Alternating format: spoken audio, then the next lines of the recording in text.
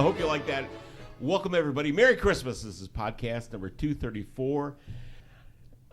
We're glad you're here. And where is here? Here is Sugar Land, Texas. So grab a globe, spin it around, bang. Not sure where you ended up, but spin around, find Texas. Southeast side of Texas is Houston. Southwest side of Houston is Sugar Land. You know, we're not pastors. We're just regular guys, and each of us are on our own spiritual journey. Families, leaders at work, leader in your church and community, but sometimes that lead dog needs to be fed and spiritually recharged. And that's why we're here. So whether you found us on Facebook or SoundCloud, where we archive all of our podcasts, Apple Podcasts, Spotify, Stitcher, our website, man-upspiritualoasis.com or pray.com, we're glad you're joining us. And we're on this No Church Answers tour, and we're glad that you joined us. And what we do here is we basically reach back into the scriptures.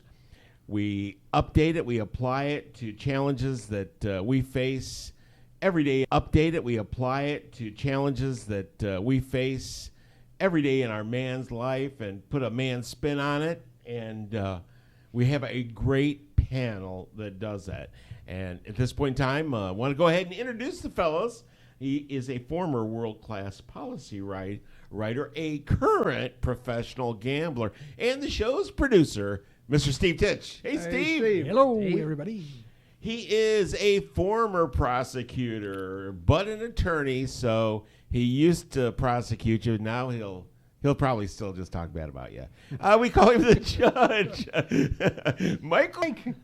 And a corporate trainer, kind of the group theologian. We call him the professor, Robert Cocheu, in the house. Hey, Robert. Robert. And my name is Bill Cox, and I am basically a kind of a writer, actor, public speaker is kind of like my passion, but I work passion. I'm just basically a contractor. So anyway, Merry Christmas, everybody. And what we are doing this week is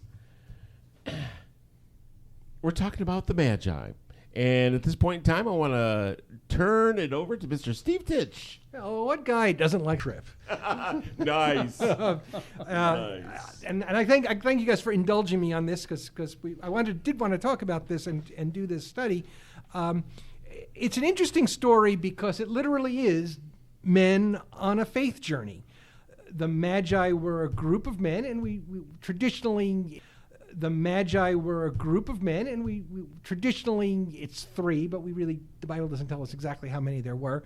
But there was a group of men, and they're firmly rooted in the study of science and the natural world. We'll learn. I'll tell you more about them when we get to the reading. But they're clearly men who are learned scholars and have studied the heavens, and there's a willingness on their part to investigate and question. And they have an open mind. And that's what's interesting because it's this open mind that leads them to literally the Son of God. Excellent, Professor. So, little road trip. And I love journeys. And I like road trips too, by the way. But journeys of faith are really important if you look at our biblical stories. Abraham took a journey of faith. He left the land of Ur and journeyed to the promised land, Joseph took a journey from there with a little encouragement from his brothers to Egypt. The people of Israel journeyed from Egypt to the promised land over a period of 40 years. And then Paul did his mission to the promised land over a period of 40 years. And then Paul did his missionary journeys, where he would go out and journey around. Journeys of faith are important because we learn things through that journey. We each are on an independent journey, as Bill likes to talk about, but I think by studying journeys of faith can grow through a journey. And I think the Magi at the start of the New Testament here are a fantastic place to start as far as looking at a journey. Excellent, Judge. We three kings of Orient are. Bearing gifts, we traverse afar, field and fountain. All of us join me on the refrain here, folks, if you're listening. Oh, star of wonder, star of night, star with royal beauty bright, westward leading, still proceeding, guide us to thy perfect light. How can the star which is in the east lead to the west? But we may talk about some of those questions of a house.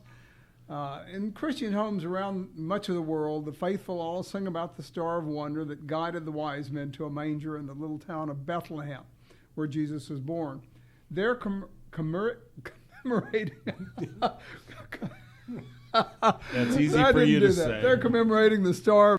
That's easy for you to say. They're commemorating the star of Bethlehem described by the evangelist Matthew in the New Testament. Is the star's biblical description a pious fiction, or does it contain some astronomical truth? The three wise men, folks, are as much to us, important to us as far as biblical description a pious fiction, or does it contain some astronomical truth? The three wise men, folks, are as much to us, important to us as celebrating the birth of Christ as our Messiah. It is something we look forward to when we sit pageant on Christmas morn or a week before in our church. And I tell you what, it never ceases to bring joy to me to hear the song about it. And that's what we're going to be talking about. Right, Bill? Yes, we are. I'm going to go ahead and read the scripture, but I just want to throw a couple of things out first. A journey, and you're chasing that trophy, that college degree, or you're sacrificing to make that football team, or you're studying hard because you want that promotion, or you're studying hard because you want that promotion. All that energy and commitment that you're putting in is a mere fraction of what the Magi put in, if you want to think about that. And with that, I'm going to go ahead and read the scripture. This is Matthew 2, and I'll be reading 1 through 12. After Jesus was born in Bethlehem in Judea, during the time of King Herod, Magi from the east came to Jerusalem and asked, "Where is the one who has been born King of the Jews?" Jerusalem with him. When he had called together all the people's chief priests and teachers of the law, he asked them where the Christ was to be born. "In Bethlehem in Judea," they replied, "for this is what the prophet has written. But you, Bethlehem, in the land of Judah, are by no means the shepherd of my people Israel." Then Herod called the Magi secretly and found out from them the exact time the star had appeared. He sent them to Bethlehem and said, "Go and make a careful search for the child. As soon as you find him, report to me so I too may go and worship him." Their way, and the star they had seen in the east went ahead of them until it stopped over the place where the child was. When they saw the star, they were overjoyed. On coming to the house, they saw the child with his mother Mary, and they bowed down and worshipped him. Then they opened their treasures and presented him with gifts of gold and incense and myrrh. And having been warned in a dream not to go back to Herod, they returned to their country by another route.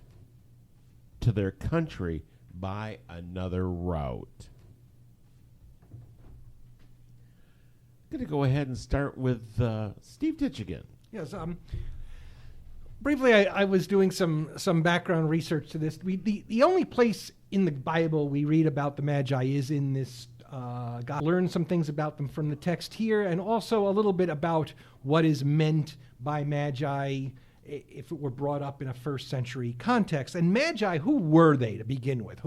Magi is plural of magus, and a magus, as it would be understood in the first century, was a priest, prophet Zoroaster, or Zoroastrianism, which was a fairly major religion in what was then Babylon and Persia and Mesopotamia, and it had been really existing since about 500 BC. It would continue to exist since about 500 BC. It would continue to exist until about 700, when it gave way to Islam. as Islam swept through the Middle East. But so the Magi. It's a part of it is astrology, though. Yes, and that's why they're connected. But to but the it's astrology. but not astrology as we think of it today. They're almost close. But not astrology as we think of it today. They're almost close. It's almost an astrology / astronomy. Right, that's what I meant. Yeah, And they were very they scientific. were Astronomy. they were the closest maybe that period had to scientists, in that they were empirical. They liked to study nature, and they certainly studied the heavens. They liked to study nature, and they certainly studied the heavens, and a lot was known. The Greeks knew some things. The Greeks had really figured out the world was round. And we know from the writing from the gospel themselves that evidently the Magi, the King James version translates Magi, which is transliterated out of Greek, as wise men, which is correct. I'm not going to argue with that. The reason the translators at the King James did, they were a little afraid of the word Magi. Close to magic. And let me make clear, like the sorcerer we encounter in Acts, or the magicians and sorcerers of Pharaoh's time, they were understood to be learned philosophers, scholars, and wealthy. Obviously wealthy. And fairly And wealthy. we know They had access to wealth, whether it was theirs or they had access to wealth, whether it was theirs or right. To tie it somebody back else. a little bit, so this is probably an offshoot out of the group that Daniel and his friends were part of, going all the way back to Daniel was captured and taken to Babylon, his friends. They became part of the king's court, the wise men. Persia conquered Babylon, and probably in addition to the astronomical signs that they're reading and watching and seeing, there is probably also some Daniel influence here got it, star in heaven.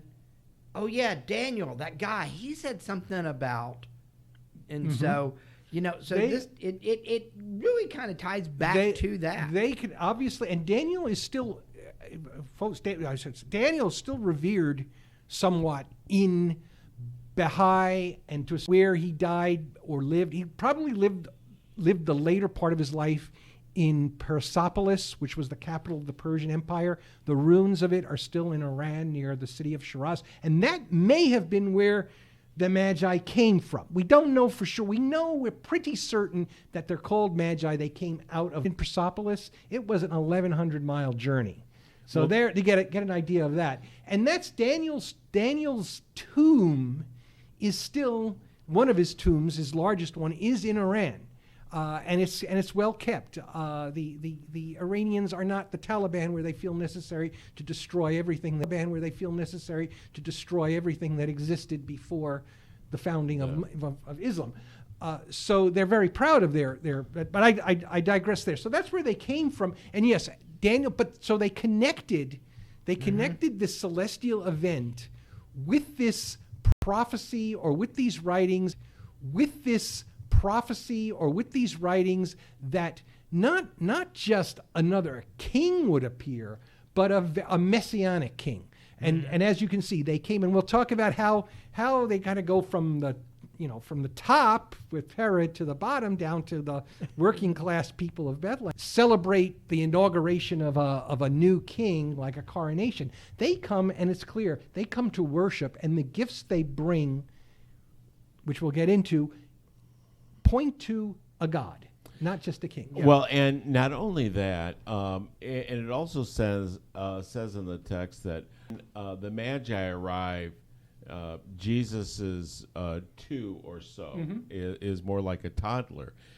And you figure that if a camel train can move at about 10 miles a day, that would put that at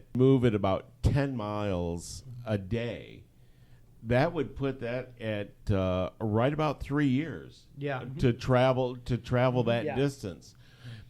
And another thing, when I was just kind of rolling that through my head, I thought they noticed a difference immediately. If they got there after journeying 1,100 miles, and were able to do it at 10 miles a day, and the babe was only 2 years old. Yeah. When they recognized it, and they immediately got going. That, to me, is one of the things that nobody ever talks about. They knew something immediately, and they got their resources together, and they moved. Well, they birthed. It took them 2 years to get there. And what I find, my favorite part of the story really is they go to Jerusalem. Could they go to the temple? Why wouldn't they? they? You know, hey, this is the King of the Jews. I would have gone there. Let's That's go where there. the king is, right? And you want to see deviant got that title because he was king. We'll translate that to vassal / Rome. What can I do for you? Right, he was trying to get back to Rome. No, he wanted to rule Israel, but he recognized he wanted to rule Israel, but he recognized he had to do it under Rome, and you notice how he, yeah. Well, he's not here. Hold on a minute, priest dudes, come here. Where's and the funny part about it is Herod's a Jew. He built the temple. I mean, Herod, the temple that Jesus talks about and visits and does all his fun stuff with, that's referred to as Herod's temple because he built it. But even he doesn't know where the Messiah is supposed to be born. Written here, okay, whatever. But I don't know if they put it that way. But notice, oh no, I'm sure they did not. But notice how Herod, y'all go find him. And when you find him, let me know because I want to come worship him too. Right. Well, you notice the Pharisees didn't go out with them either. What's very interesting because the Lord often comes to, he reveals himself to the poor, the victims, whatever, and of course we won't say the Magi's are victims, but he reveals himself many times to the unsuspecting, to the people. He doesn't reveal himself to the Pharisees and the lawyers because they're too knowledgeable. And knowledge often blinds the truth, right, guys? When you have too much knowledge, it blinds the truth. Well, there's a Michael Molinar, adept astrologers, and they also knew about the Old Testament prophecy that a new king would be born in the family of David. Most likely they had been watching the heavens for years, looking for alignments that would foretell the birth of this king. And I'm getting to a place where this mentions what you said, Bill, earlier, when they identified a powerful setup for the prophesied leader, which is what you guys are saying. What they saw when they saw the event in the heavens and the stars lining up, or the planets, whatever it was, this is the time they would start out. When they had been looking for it, they knew the heavens, they knew the stars. And by the way, you guys ever go outside on Mars? And by the way, you guys ever go outside on a night where you don't have street lights, and you see thousands and thousands and thousands of stars, right? Yeah, where there's no light pollution. Yes. How in the world would you know the sky so well that you can pick out an alignment or an anomaly that is so important it would cause you, like you guys have said, to drop everything and travel 1,100 miles at this time, right? And it's not just in alignment.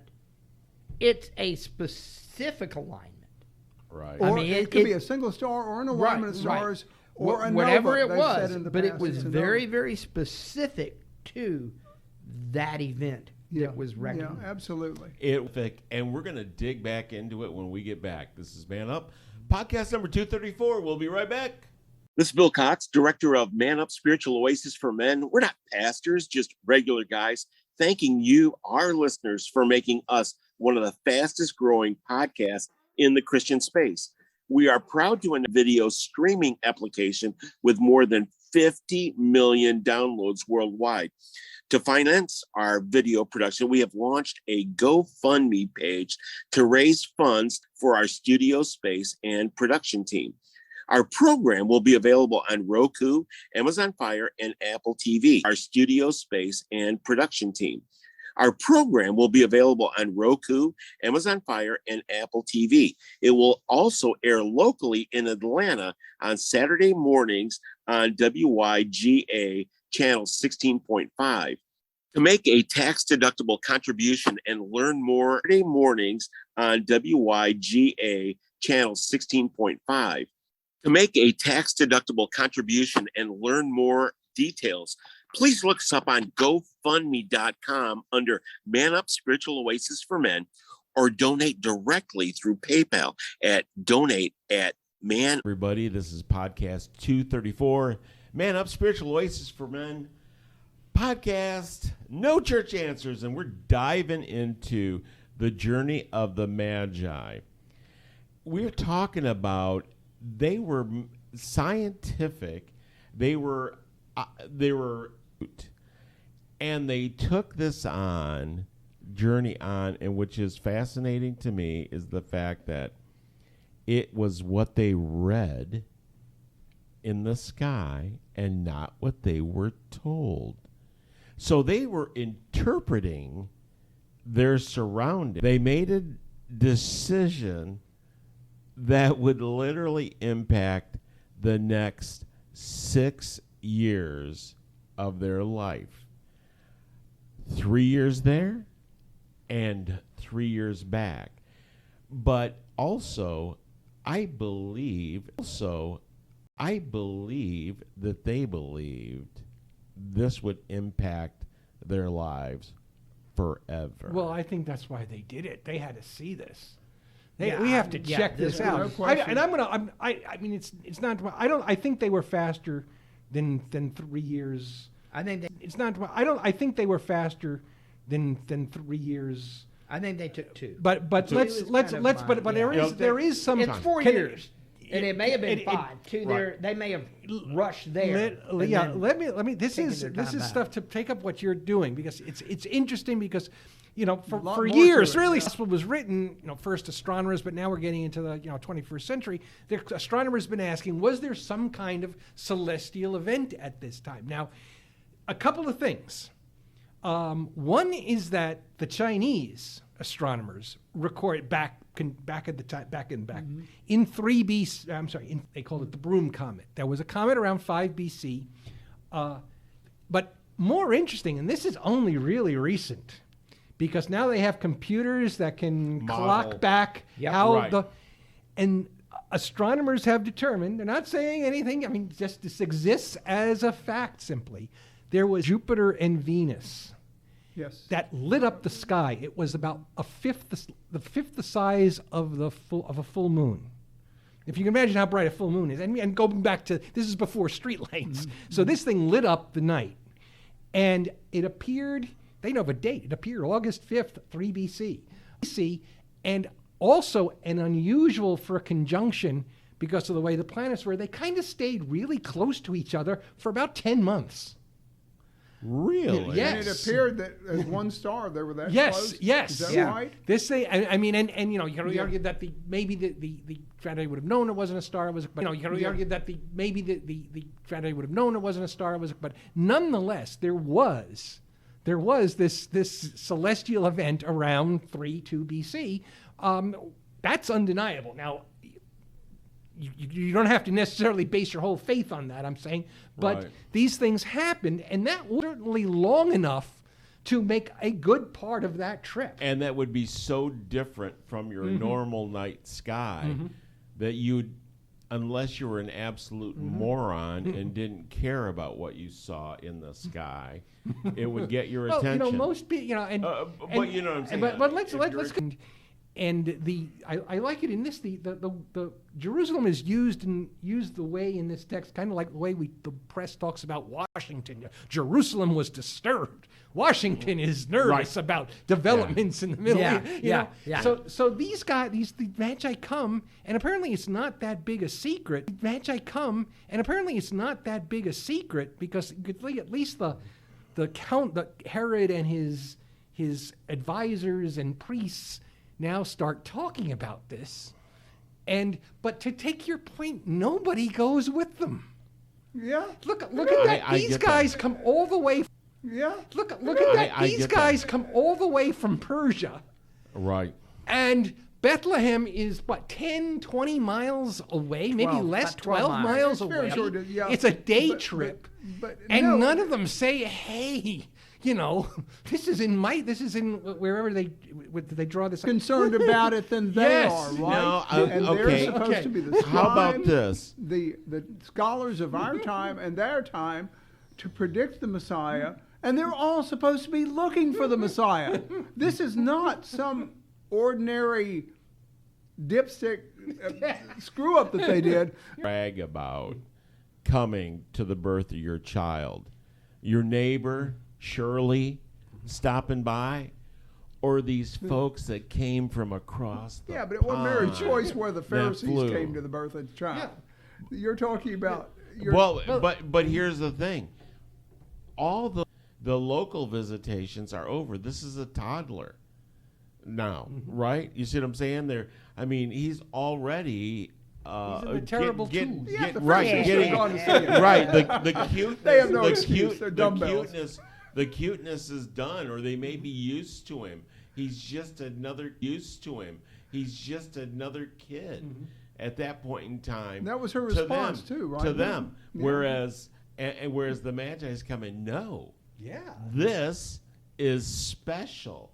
And with that, I think they reinforce the idea that Jesus is, they reinforce the idea that Jesus is Lord, even though, like Mike said, he's in his terrible twos at this point in time. It's an interesting. Well, it's interesting. It's interesting because the birth of Jesus gets announced one time, recognized.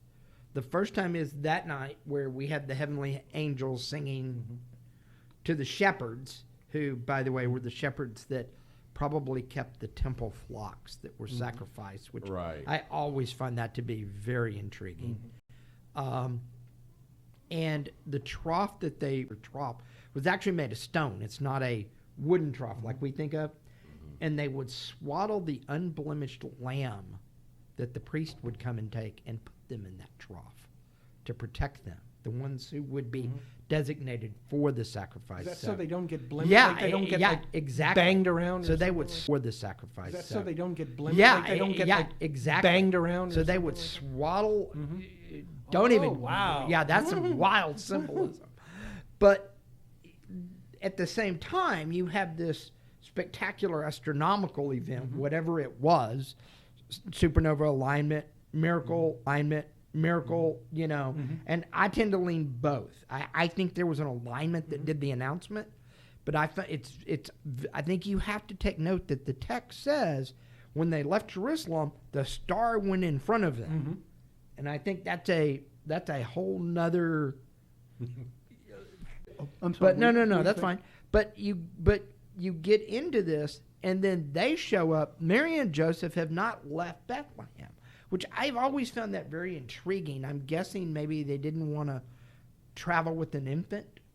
Maybe, which at that time, which I would understand. Now, to rerun that podcast, we talked about this. Out of Nazareth, because Mary was with child Yes, unexpectedly there. But, so then the Magi show up. Now, I want you to picture this. So here's this lowly carpenter that moved in 2 years ago. And, somebody had to go, wasn't that the guy that was born in It was all forgotten. Yeah, by and then. it may have been And because... you wonder what Mary's thinking. Mary, obviously, I don't know if the shepherds saw the angels or experienced that. I don't exactly know what. Well, all right, Mary and Joseph both were touched by the divine, no question about that. Right. But were touched by the divine, no question about that. Right. But 2 years from now, it's everyday stuff. But I know what you're getting to. Yeah, And and then all of a sudden, these three learned guys who show up on camels, which isn't how most people traveled. They're probably dressed differently because they're from Persia, not Yes, I don't. They're Italy. Because they're from Persia, not. Yes, I don't That think area? they're wearing the shiny gold, purple. Yeah, I and don't blue think they're garments like that that, we but see in they're church dusty. pageants, But they right? probably Right. have a bit of an entourage with them. Oh, no, they Yes, definitely have an I would say so. entourage. They're They traveling for were- 1,100 miles. They've got to carry food, and they've got to. Absolutely. Yeah, there were no Buc-ee's to stop out on the road. So they had an entourage they're traveling with. But I find the whole idea of the journey intriguing because what did they talk about on this journey? Because they had to keep looking at the star and seeing the alignment. Well, you can't look at the star during the day. Yeah, at night. You just I gotta think travel at night. they traveled mainly at night because you would travel at night when it was cool, especially desert. That's a very common travel mode. Is you rest during the day and you travel at night because A, it's cool, and B, if you are quote unquote following the star, then you need that quote following the star, then you need that navigational aid, as it were. Going Michael on. Marlin doesn't think they're following the star all the time. He thinks, and what he theorizes is it occurred 6 years BC. That they saw the image and the thing that just BC. That they saw the image and the thing that just blew them away. Then they had to get out their charts, which took 6 to 8 months to plot where they're going. They figured out they were going to go to Judea, Right. which is 1,100 miles, and he says they take about 5 years to get there. Okay, which is what about 5 years to get there. Okay, which is what you said, Steve. It's very interesting, and so the star. There is explanation for that from the Greek mathematical astrology. Certain planets, and Stevie brought this out again. He says that Jupiter, for a few months, the only stars or planets that move in the heavens are the planets, Right. not Stars the are stars, always in right? the same place. Yes, So That is he correct. says they call this an Anatoly, NT Anatoly, but he says the planets, the sun and moon wander through the fixed stars. In fact, the word planet comes from Greek word for wandering star. Reappears at a certain moment. That moment is to astrologers is called a heliacal rising. And he says a heliacal rising, that's special first reappearance of the planet, is what is referred to in Greek, ancient Greek astrology. The reappearance of the planet like Jupiter was thought by Greek astrologers to be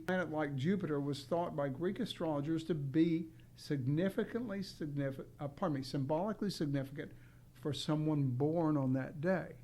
So if they saw these two stars or two planets aligned, as you said, Steve, it was so awe-inspiring. They said, we've got the birth, not of a person, but of someone divine and as a king as well. And so they get their charts together, and it starts on this. So we don't have really the time references, you guys, like you guys have said, when Jesus was born and how old he was, but they say they approximate 6 years before. Then they go for 5 years and they find it occurs and they get there anyway. But and the star being parked over the manger. The star parked directly over the manger. The word used as transferred. It's not a manger, right? Yeah, by now they're in the It's house. parked over the house. Exactly. But they've that's been Parked over the house. We don't want to run. that's Don't go, people. taken- Don't go changing That's all taken from our scriptures, your right, nativity Luke, scenes whatever, around. Matthew. We're not here to disrupt your Christmas tradition. And Well, he says literally the star Jupiter, or it could be Venus in this case, will actually come up again, and they will change directions. You will literally see them come on the horizon. They will change direction, go the other. Literally see them come on the horizon. They will change direction, go the other direction. So it is possible that a planet, or what we call the star, would actually go in a different direction to lead them from the east to the south. Yeah. It's very interesting. Very interesting. This occurs when the Earth, which orbits the Sun, very interesting. This occurs when the Earth, which orbits the Sun more quickly than Mars or Jupiter or Saturn, catches up with or laps the other planet. And it'll make it appear to change direction. It will. We change directions, but the planet to us will be changing direction. It appears right? to change direction. Right. from the perspective Anyway, you move. just quick things. Go ahead. Yeah. Quick things. Go ahead. Yeah. And with It's that, very we're going to go interesting. ahead and change directions and take our second break. This is Man Up. We'll be right back. Hey, pastors and church leaders. Are you looking to create an exciting program that will attract, engage, and inspire men in your congregation? Book a live Man Up Spiritual Oasis podcast for your next men's ministry event. Just regular guys willing to talk about scripture and how we can apply it to our personal faith journeys. Man Up is a refreshing alternative to predictable motivational speakers, offering your audience a chance to connect with everyday Christian men who don't settle for routine Sunday school answers. Interested in learning more? Visit man-upspiritualoasis.com. Box at liveshow@manupmedia.org. And now, back to the fellows of Man Up. And welcome back, everybody. This is Man Up, Spiritual Oasis for Men, podcast number 234. We are on that No Church Answers tour, and we're talking about the Magi, and I have not learned this. And we're talking about the Magi, and I have not learned this much about astronomy since, well, I never took an astronomy class, so I never learned much about it. But I always liked it. One thing that we do here at Man Up is we like to put a man spin on things. And so as we go through and talk about the Magi, I just want to we're going to put a man spin. I'm going to start off by, there's got to be something in life that is worth your reverence. And I think that the Magi found it. That was something that it was worth the upheaval that it undoubtedly caused in their life. And the thing is, if you don't achieve it, that does not have any reflection on the integrity of your dream. It has every bit to do with the difficulty that you have realizing that dream. And I think even if the Magi hadn't, and maybe there were some Magi that were with them that did not complete the journey. We only find out about the ones that did. But the integrity and the worthiness of the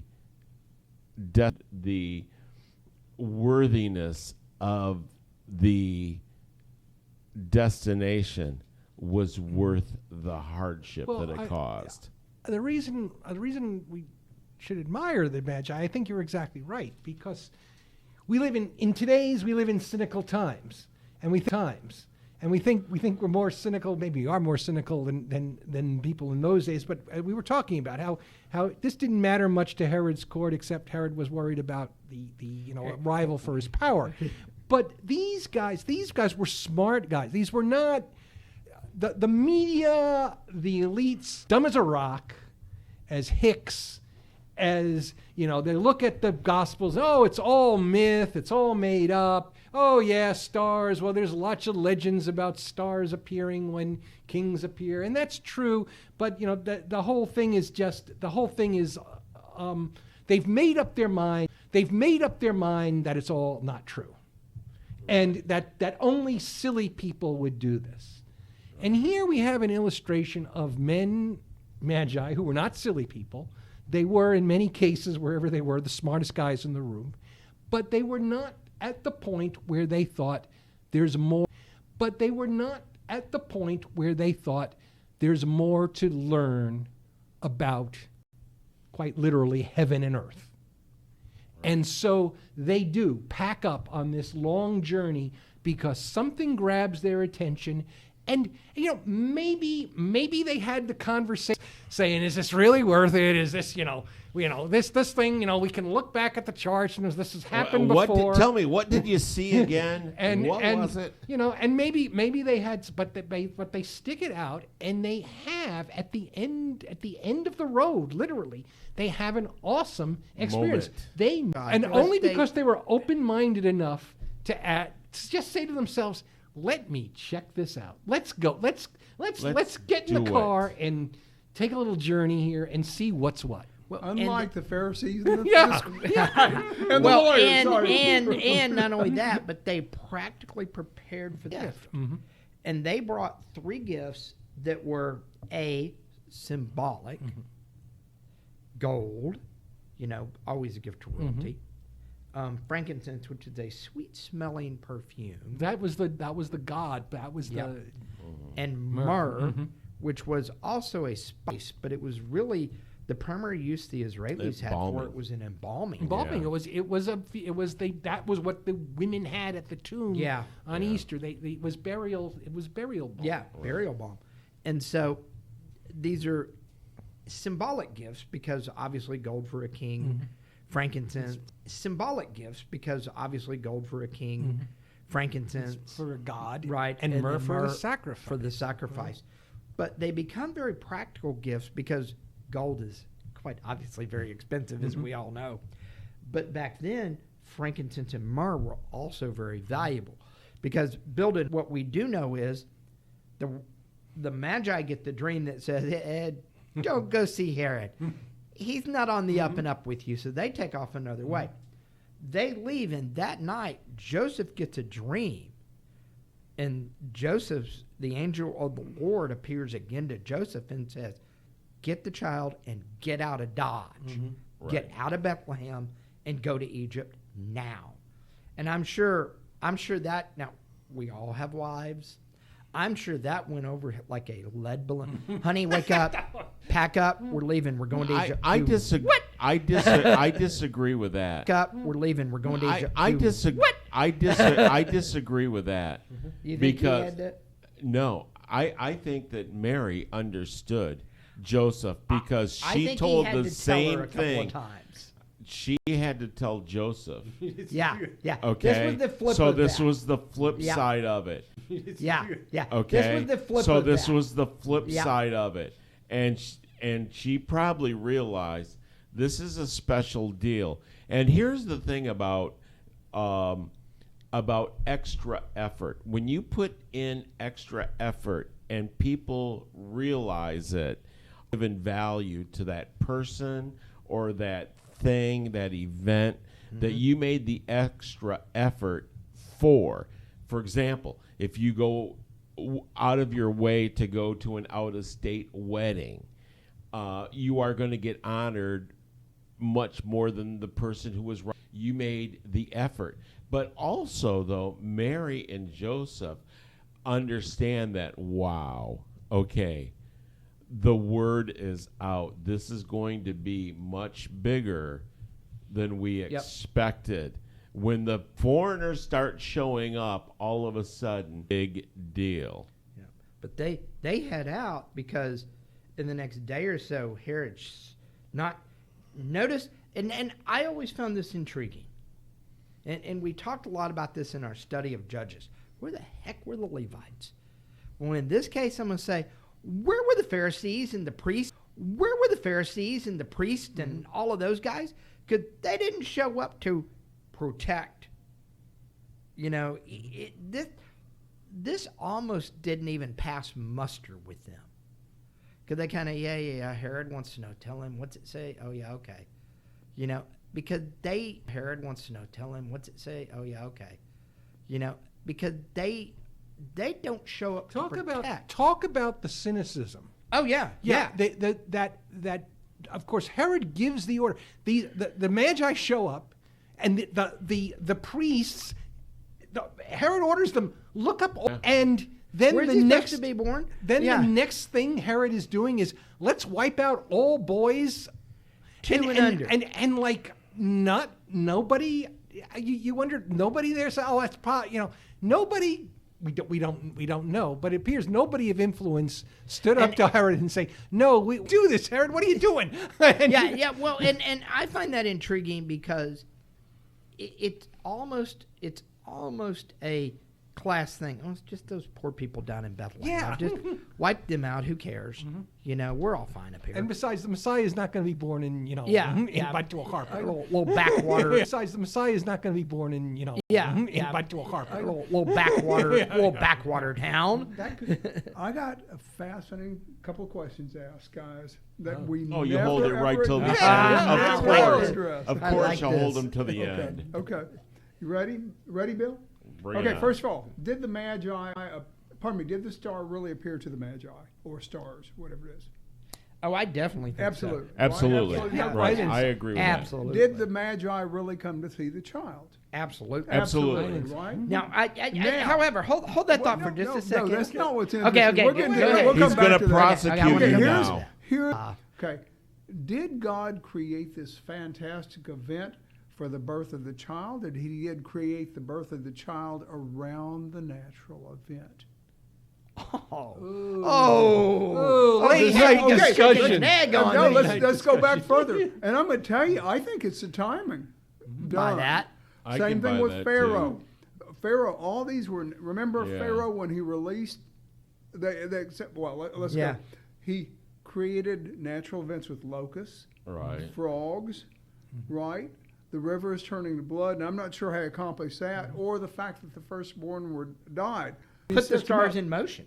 Yes. So yes. That's a very interesting he's- thought. So yeah, well, I like this thought that, I like the this thought, too. traditional reading might be, well, God, reached in and spun some stars around. No. He basically looked, It's millennia time. ago, I set up the This is millennia time. ago, I set up the this is. He's motion got a of calendar. spheres What- that what- at what such and such word a is time. used? Yeah, What that, word is I like used? that is actually more stupendous than the idea of kind of just And it makes a you lot know, of sense. yeah. Yes. Biblically, I Yeah. can back that up. What word is used?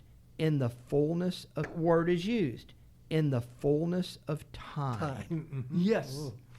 I would agree with that. No. That No, we never talk about this. I thought, gosh, I that know you I guys. like that. Okay, so Winner, here's, chicken dinner Yeah, on that I one, really. Mike. So That's my question is awesome. though, why is this in Matthew and not? Really?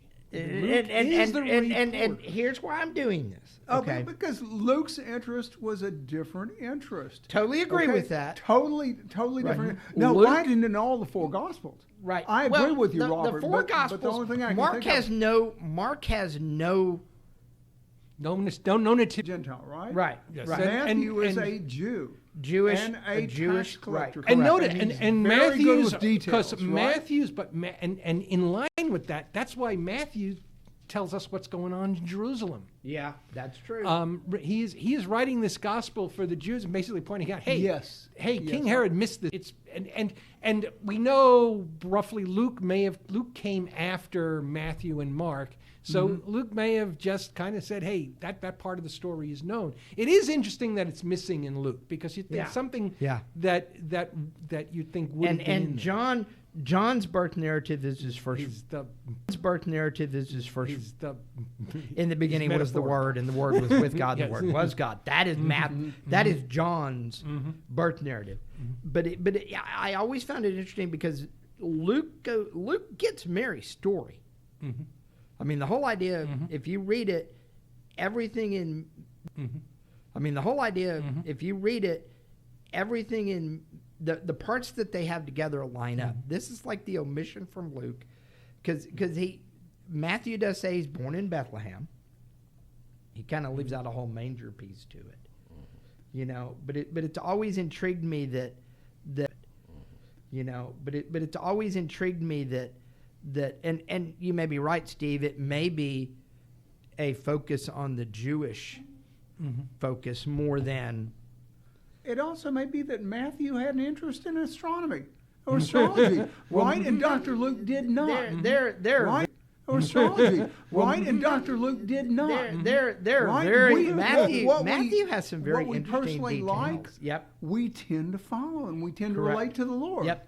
Our own personal. Well, and we- Matthew connects Bethlehem with Scripture also. Oh yes, he does. He uses this as a way of also. Oh yes, he does. He uses this as a way of rolling out the Scripture. Right. That the but you, Bethlehem, land of Judah, know least out of you will become a ruler who will be the shepherd of my people. Well, that's from Micah 5:2. But and Luke does not, and Matthew does that throughout the gospel. Right. He Matthew- calls back prophecy. Yeah, Matthew actually ties him back to David in Matthew chapter 1, where he goes through Yes, the whole the genealogy genealogy. of Jesus. Right. And as we're coming down to the end of podcast number 234, we've had some great discussion about the Magi. And as we come season, want to just have a few little different wrinkles in, yes, this wonderful story that we have yearly. So I want to go around the room one more time and get some final thoughts and takeaways from the fellas, and start with the judge, Michael Cropper. I can remember, I personally think God created the universe, and I think he's in control of it completely. In most cases, I think regarding the stars that lined up or whatever the Magi saw, first of all, we here, all of us, as we just stated, we believe it. We believe the Magi saw it in the heavens, whether they were astronomers or astrologers, and we believe they responded to it.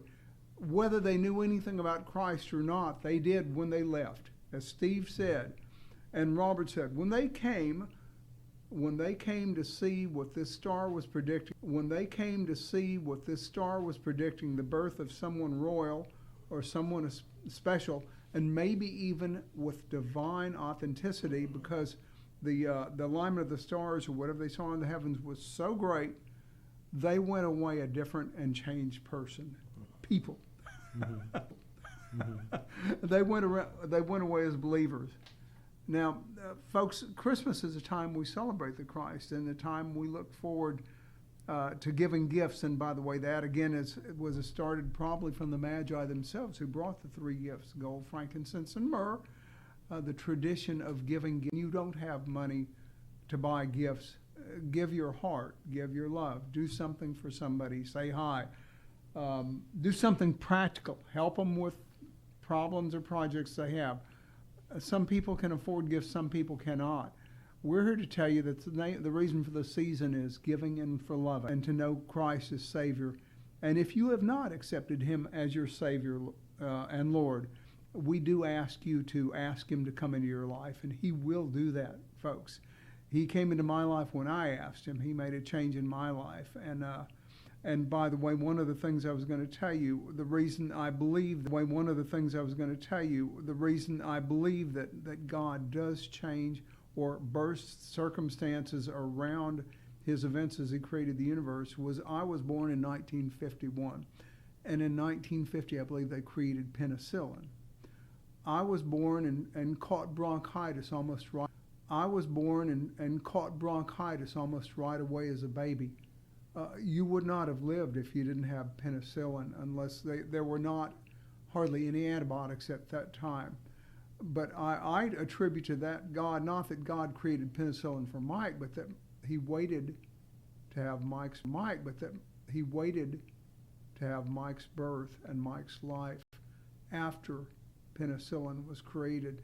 And that has been a mainstay for my life, because I've had many weak defenses in my life, and I've caught many sinus infections that could have turned into pneumonia, or his creation. And he uses our lives to fit into the vents as he chooses to do it. Bill? Excellent. Professor Cocheu, a takeaway from you.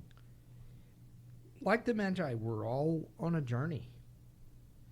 Find strength in your journey and be like the Magi. Don't be so wonderment in your faith, and find the wonderment, like Mike says, in this season. You know, that it really is about stopping and pausing and recognizing that without Christmas, we don't get Easter. Christmas is the point where we don't get Easter. Christmas is the point where God chose to insert himself into human history.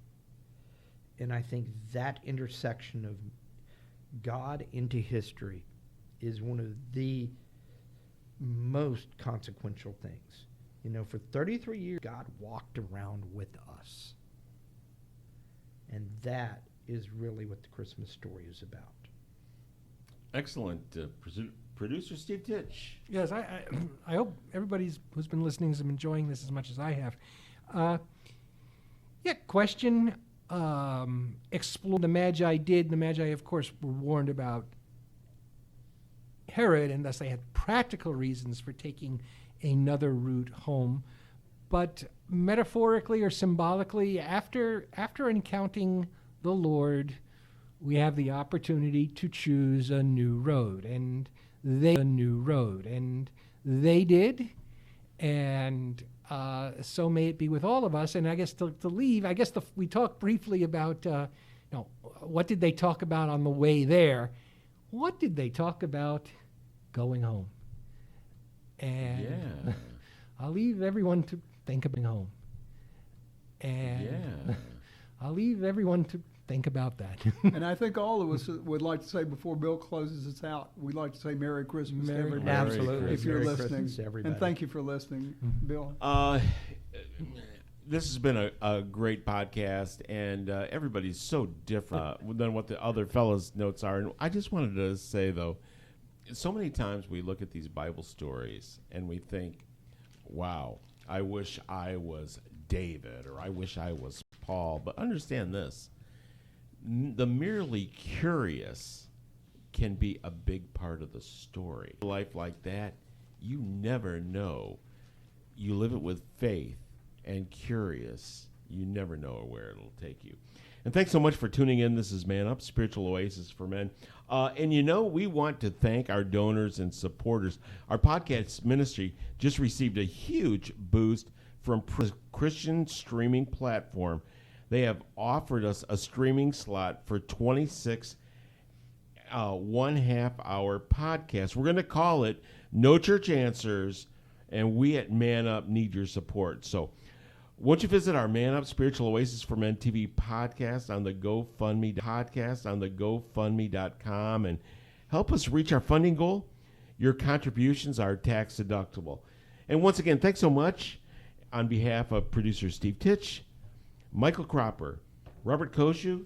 My name is Bill Cox, and we are on this faith journey. Bill Cox, and we are on this faith journey. Want to invite each and every one of you to join a local Bible-based church. Why local? So you'll go and participate and find a small group, an ABF, Adult Bible Fellowship, or Sunday school class, and like what we have here for that deep faith discussions, and find one that's for men only. If there is one, start one. This is Man Up. Oh,